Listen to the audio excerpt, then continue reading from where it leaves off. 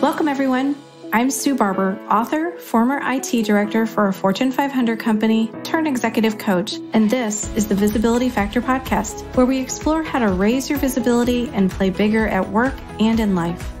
We'll explore key topics and welcome guests that help you shift your thinking about yourself so you can see new possibilities for your leadership. I'm on a mission to create a visibility movement for leaders to show their value and be seen for their true talent. Are you ready to take the next step towards a higher level of visibility for yourself? Let's go. The Visibility Factor podcast is brought to you in part by the 90-Day Visibility Breakthrough Accelerator Program. Do you believe deep down inside that you can have a bigger career, but you don't know how to get there? You can keep doing what you're doing, but what if there is a better way that could accelerate your progress? This 90-day program is a powerful experience that is unique to you and provides dedicated time to focus on your specific challenge. It gives you the time to develop big ideas and plans to execute them, including the tools, resources, and motivation needed for success. Hundreds of clients have used this same program to take them to the next level in their career and to create a better life. Join me in a 90-day experience that focuses on challenges like creating a strategic plan, how to lead an organizational change, or prepare for a career transition. This dedicated time will help you see new possibilities, recognize your strengths, and take away key insights that can be leveraged immediately. Are you ready to create a breakthrough for yourself? If you're interested in learning more, visit susanmbarber.com/visibility breakthrough accelerator for more information and to sign up for the program. I look forward to seeing you there. Hello, everyone. Welcome back to the Visibility Factor podcast. This is Sue Barber, your host. Today, we're going to talk about habits. So I want to tell you a little story about how this subject came up for me and share some information with you that I think you're going to find valuable. About 4 years ago, I bought a book called Atomic Habits by James Clear. Now, it was on my list of things to read, but I have many, many books. If you looked at my bookshelves, you would see them all. And so I haven't had a chance to read it yet. But one of my guests, Natalie Pincham, on the podcast recommended it again in episode 43. I thought, well, maybe now I should read it. She brought it up, and that's twice that's now been brought up into my world. And yet it was still sitting on my shelf. Fast forward to last week, I was at the office of one of my clients, and the book was mentioned again. I knew I had a 4-hour car ride coming up over the weekend after a visit with my daughter, and I had some Audible credits sitting in my account to spend. So I bought the audio version and thought I would listen to it on the way back home. Now, I did think about this for just a second. Why did it take me so long to read this book?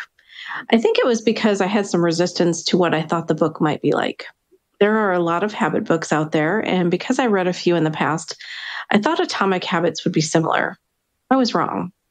From the introduction to the end of the book, it is filled with amazing stories, quotes, and ideas about habits. I really loved it. It's such a great book if you're looking to understand your current habits and create new ones. It is also about self-improvement, motivation, and reaching your goals by creating better systems. Now, this is not your traditional habits book. I don't want to give everything away from the book, but I am hoping that it will inspire you to check out the book for yourself. There is a whole lot more that he shares in the book outside of what I will go through today. The stories and research and how he connected the dots to help you look at your habits was fascinating. So what were some of my key takeaways? As I listened to it, I thought about my own habits. Where have I implemented good habits, and where do I have the opportunity to make some changes? You might want to start thinking about that for yourself as we go through this next part. So I'm going to share the 3 big lessons that he talks about throughout the book and how he defines them. Then I'm going to talk about some of the things that I've done in these 3 areas and give you some ideas of how you can apply them for yourself from a standpoint of your leadership, your visibility, or maybe in your life. I will also share some great quotes along the way here that I think will help you remember some of these topics as we talk about them. He really has some amazing quotes in here. So the first lesson 1, small habits make a big difference. 1% improvements can take you a long way towards improvement. Every day compounds to create a strong result at the end of the year. Now, if I think about for myself in my last role at my company, I was an IT director at Kraft. I was also a legacy in my family because I had multiple family members who worked at the company for years, and it was a part of my life long before I officially joined the company. Now, I felt so blessed to join the company only because I knew so much about it already from having so many family members there. And, it was one of the jokes in our family that, we were buying another fine product of the company. And so I just knew that it was the right place for me. And from the moment I accepted the offer, craft became a part of who I was. I had been there for so many years already as a part of my family that it just became my identity. I could walk into any room and say I was from Craft and immediately have the credibility of the company assigned to me. Once I left, I realized that I no longer had that credibility of the Craft name to fall back on anymore. Yes, I still had all my experience in business, which was great, but I had to stand on my own now. I had to make a shift from being seen as an IT director to being thought of as a leadership coach and consultant. I met up with a great coach when I first started my business who gave me some advice. What he recommended that I do was to write a blog. He had employed this approach himself, and it had served him well. Now, I had a lot of resistance to this because I had never put anything that I wrote out into the world. But with his encouragement, I started to write the first blog. The first one took me a week to write. There was lots and lots and lots of editing, and I imagined that everyone would critique it as soon as I hit send, which of course didn't happen. I imagined the worst thing simply because it was scary and vulnerable to put something out there. James Clear's quote is, "Habits are the compound interest of self-improvement." Now, I took that blog and I wrote every weekday for 18 months. I created a habit that I wasn't willing to give up. I did it every morning, and that commitment to being visible compounded into a shift in my perception. Being consistent and intentional every day gave people a new way to see me when they read what I wrote. Simply by taking the action of writing about my experiences, lessons, and what I thought about various topics changed how people saw me. That compound effect pushed my previous perception into the background a bit and allowed the new one to get the spotlight. It changed how people saw me and related to me. It is how I started working with some of my initial clients because they saw themselves in my stories. They wanted to make their own shifts, so we worked together to do that. Now, how can you apply this lesson of the 1% rule here to your leadership and visibility? It is about taking consistency and intentionality. What actions could you take each day to make a shift towards playing bigger, speaking up, and being visible? I wanted to give you some ideas to consider for yourself. So here are 3 easy ideas that you can do to increase your 1% habit. Each week, identify 3 things that you could share with someone during the week. This could be during a one-on-one conversation, a hallway meeting, a virtual meeting, an in-person meeting, or at lunch. Have them ready to go. This is an opportunity for you to share information and talk about your results or your team's results. Each week, create a list of 3 questions that you have ready to go for each big meeting that you need to attend. There's no need to do it for every meeting. Let's be strategic about it and choose the meetings where you will get the most benefit by asking a question. Think about meetings where you have senior leaders there, your managers there, or other influencers are there to see you show up differently. The third one is to take the first 30 minutes of your day, or you may want to do it the night before, to review what needs to be your top priority and put the actions to get it done on your calendar to work on that day. Imagine if you did this every day and or every week. Imagine the progress you'd be making, what the results would look like for you, and how much you would accomplish by the end of the year. This is what the compounding effect that James Clear is talking about means. It means doing something consistently and intentionally every day or every week and see the results just happen all along the way. Lesson 2, forget about setting goals. Focus on your system instead. Look at the processes and actions you are taking to reach your goals. Are they consistent, repeatable, and taking you where you want to go? My first system that I wanted to share with you is how I prepare for each day. I have a morning routine that helps me stay focused and really prepare for what I need to accomplish each day. I meditate and journal to get in the best mindset for myself and to be present for my clients.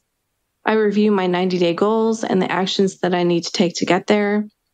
I usually track at the end of the day to see what I've done, where I can improve, to assess how I'm spending my time, and if there's things that I need to change. Am I spending my time on the high-value actions that get me to the goals that I need to reach? Or have I spent too much time on the easy things, but not maybe the most impactful? As I look through all of these things, it helps me give an assessment for myself of where I'm at and what I need to do to improve.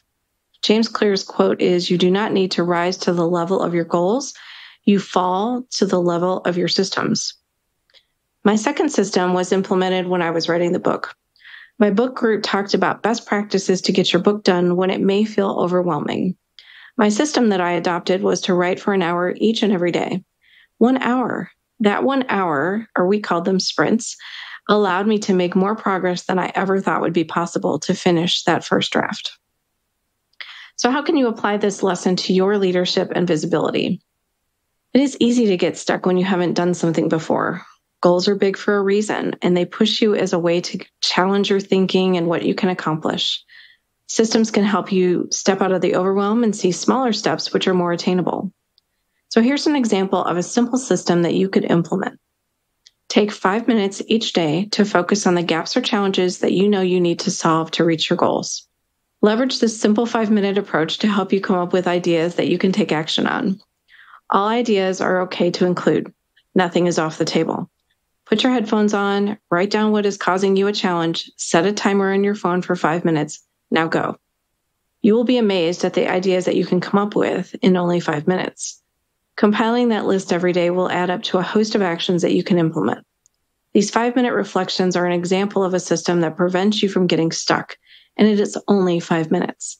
It helps you slow down and think about how to take opportunities and turn them into wins for yourself to reach your goals. Here are some ideas and thoughts to get you started. What do you need to accomplish your goal? Do you need help from others? Do you need to research alternatives, get funding, or something else? What are the challenges that you're facing in this goal? How are you tracking what you are doing each week or each day? This is not just to track, but to help you see that you're making progress. Do you need to collaborate with a larger group to get input and to work towards achieving the final outcome together?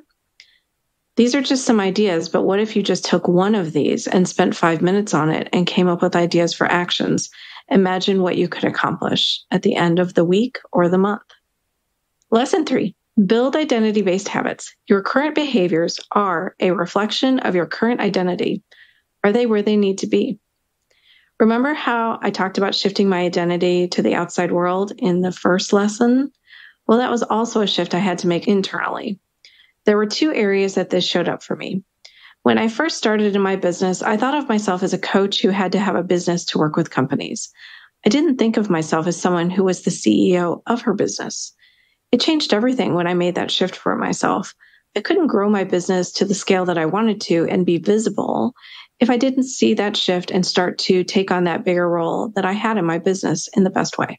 James Clear's quote is, "It's hard to change your habits if you never change the underlying beliefs that led to your past behavior. You have a new goal and a new plan, but you haven't changed who you are." The second shift that I needed to make in the beginning of my business is that I wasn't giving myself enough credit that I knew enough to coach people. I had many hours of training and the accreditation to go with it, but I didn't think I had been doing it long enough.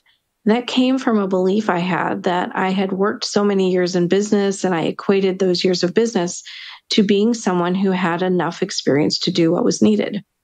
I had all these limiting beliefs that all the experience where I coached, mentored, and developed people all day long, mind you, at corporate, wasn't the same. It was a story to keep me safe. I kept taking more training, more classes, joining more groups because I didn't trust myself yet. I now know that 20 years of experience aren't necessary to be a great coach. I believe in my abilities and trust that I am partnering with my clients to help them grow and achieve new possibilities for themselves.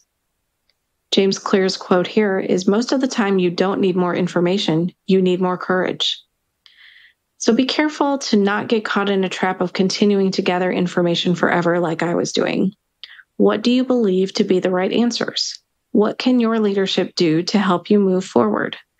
Leaders need at times to have the courage to step out of their comfort zone to move things forward. It's hard to grow beyond something if you won't let go of it. Another quote from James Clear. I had to let go of both of those limiting beliefs to step into who I am now and to be able to do the things that I want to do with the book and the podcast and making my business grow. So how can you apply this lesson to your leadership and visibility? Do you have any limiting beliefs that are preventing you from moving forward and playing bigger in your career and in your life? Here are a few easy questions to start with to think about this. Who are you? Now, I know that sounds really big, but if you think about it just from the lens of what is your identity, are you connecting with something in your life that you really identify with and say, that is who you are? That could be a role, that could be being a mother or a sister or a wife or a husband, whatever your role may be personally, but it is also usually tied to our jobs. For me, it was an IT director working at Kraft. For you, it might be something else. Think about where you are really tying your identity to something external to yourself. And how is that serving you? Is it doing the right things for you or not?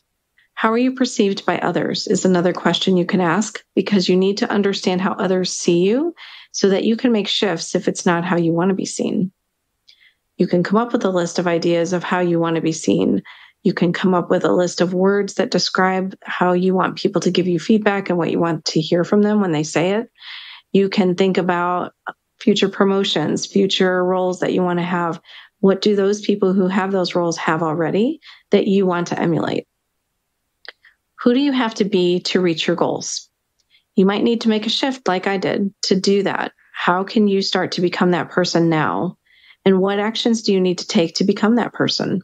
That is what this lesson is all about, that James wrote about. It's about how to change your identity to become the person that you need to be to attain the goals that you want in your life. Now, I work with clients every day to help them be more visible and elevate how others see them. We start with how they view themselves, understand their limiting beliefs, and then we discuss how they want to be seen, helping them see what is possible. And then they can become that person, and they can become that person now. They don't have to wait. But if they don't do that, it's going to hold them back. You can't transform into a more visible leader if you don't think about yourself differently first. You can take actions all day, but if you don't believe it is possible, then you will sabotage yourself. You are valuable and worthy, and you can do more. You need to believe it so others can see it. James Clear's last quote for our podcast today: the ultimate form of intrinsic motivation is when a habit becomes part of your identity. It's one thing to say, I'm the type of person who wants this. It's something very different to say, I'm the type of person who is this. Today's visibility action is, I want you to write out a list of your limiting beliefs. Here are some examples. I'm not good enough. I doubt I can do that. I don't have enough experience. They are smarter than I am. And once you have at least 10 of them, I want you to look back at them and ask yourself if they are really, really true. Logically, is it true? Most of the time, if you slow down and think about the accomplishments, results, and experiences that you have, you will realize that it isn't true. Change that list of limiting beliefs to empowering beliefs instead. For example, I have so much more experience in this area and I can figure this out. I can absolutely do this and I will ask for help to do it faster. Thoughts drive actions and behaviors to build your confidence. Everything starts with your thinking about yourself. Who do you want to be? How can you apply these 3 lessons from the Atomic Habits book to do 1% more, create a system for yourself to do things in a better way and have better habits, and build identity-based habits to help you get there? There's another quote by someone that I listened to on the Calm app named Jeff Warren. And his quote is, fill your attention the way you want to. You get to choose. What you pay attention to becomes your life. So think about that for a second. Where are you spending your time? What are you paying attention to?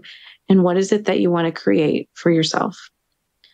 A big thank you to James Clear for writing this book and providing the inspiration for today's show. I hope there are some things in here that I shared either through my stories or through some ideas for you that you can start to look at your own habits, maybe pick up the book and read it for yourself and just spend some time thinking about what's going to help you succeed in the best way for your visibility and your leadership. Thanks for joining today on the Visibility Factor podcast, and we'll catch you on the next one. Thanks so much for listening to the Visibility Factor podcast. Remember that visibility starts with small steps that are intentional and consistent each day. Be bold, be visible, be the leader you were meant to be. Find us and subscribe on Apple Podcasts, Spotify, and wherever else you listen to podcasts. Follow us on all of our social media platforms, which are highlighted in the show notes. Thank you for listening, and we'll see you next time on the Visibility Factor podcast.